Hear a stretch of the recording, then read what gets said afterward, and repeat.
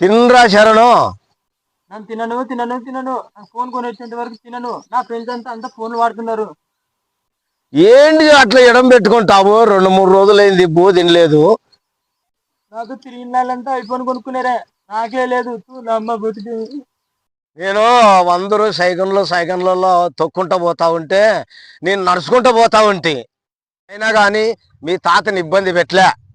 ఎందుకంటే నాకు తెలుసు కాబట్టి సంసారం గురించి ఇబ్బంది పెట్టలే.